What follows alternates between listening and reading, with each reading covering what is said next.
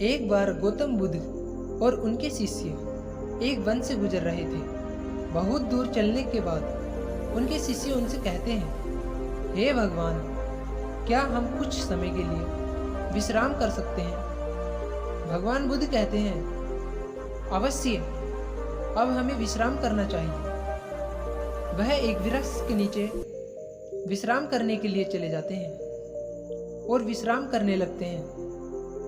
तभी उनमें से एक शिष्य गौतम के पास आता है और कहता है कि हे गुरुवर, आपने हमसे एक बात कही थी कि हम जैसा सोचते हैं हम वैसा ही बन जाते हैं।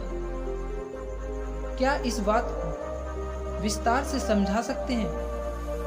गौतम बुद्ध कहते हैं, अवश्य, मैं तुम्हें एक कहानी सुनाता हूँ। एक गांव में धनी राम नाम का एक धनी व्यक्ति रहता था।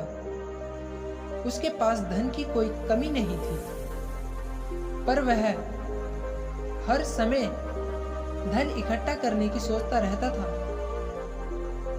एक बार उसके घर उसका एक रिश्तेदार आता है। धनी व्यक्ति उसकी बहुत खातिरदारी करता है। बातों बातों में धनीराम का रिश्तेदार धनीराम से कहता है, अरे धनीराम जी, हमारे गांव में भी एक धनी व्यक्ति रहता था। वो आपसे ज्यादा धनवान था, पर वह अब जीवित नहीं है, वह मर चुका है। वह धनी व्यक्ति धन को इकट्ठा करते करते बेचारा यह भी भूल गया कि मृत्यु नाम की कोई चीज भी होती है और अमीरों को भी आती है। तभी बड़े आश्चर्य से धनीराम उस व्यक्ति से पूछता है, पर ऐसा क्या कारण था जिससे उसकी मृत्यु हो गई? धनीराम का रिश्तेदार कहता है, कारण तो कुछ भी नहीं था, अचानक से उसका बुलावा आ गया और उसे जाना पड़ा। धनीराम उसे कहता है, अरे ऐसे कैसे उसका बुलावा आ गया?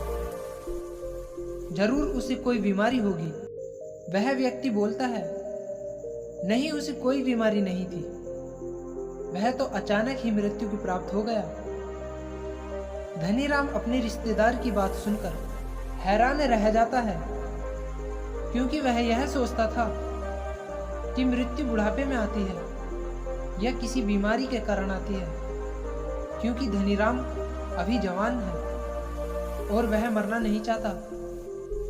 कुछ समय बाद वह रिश्तेदार अपने घर चला जाता है, पर धनीराम को एक बहुत ही बड़े संकट में डाल देता है। धनीराम जैसे पहले धन के बारे में सोचता था, पर वह अब केवल मृत्यु के बारे में सोचने लगता है।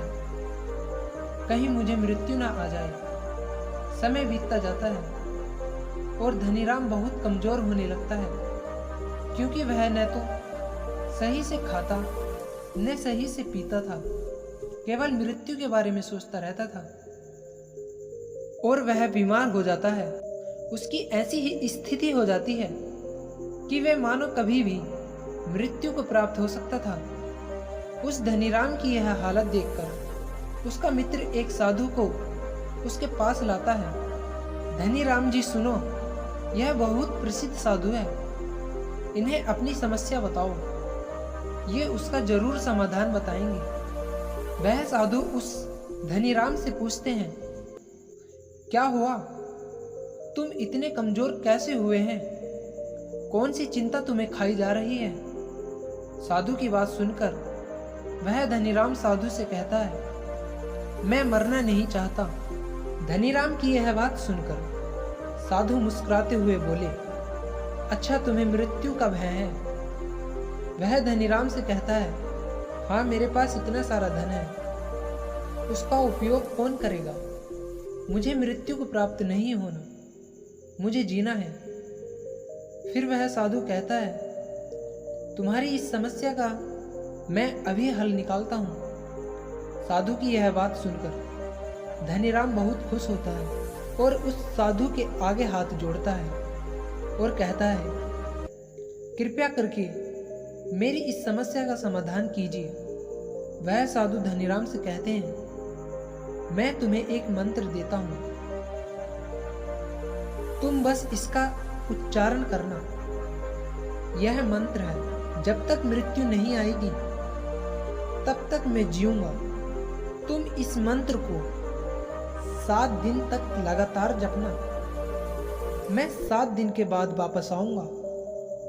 और वह साधु वहां से चला जाता है। 7 दिन बाद वह साधु वापस आते हैं तो वह देखते हैं कि धनीराम स्वस्थ होने लगता है। और धनीराम उस साधु को देखकर उसके चरणों में गिर पड़ता है और उनको धन्यवाद कहता है। धनीराम कहता है, आपके मंत्र ने तो कमाल कर दिया। अब मैं मृत्यु से भयभीत नहीं हूँ, क्योंकि जब तक मृत्यु नहीं आएगी तब तक मैं अपना जीवन जीऊंगा। पहले मैं मृत्यु के डर के कारण अपना जीवन जी नहीं पा रहा था, परंतु आपके मंत्र ने मेरा जीवन ही बदल दिया। दोस्तों, पहले वह धन के बारे में सोचता था तो उसके धन में वृद्धि हो रही थी, पर जब से वह मृत्यु के बारे में सोचता था तो वह मृत्यु की ओर जा रहा था। दोस्तों, इस कहानी से हमें यह सीख मिलती है, हम जैसा सोचते हैं वैसे ही हमारे जीवन में घटित होता है। यह कहानी आपको कैसी लगी कमेंट बॉक्स में ज़रूर बताएं।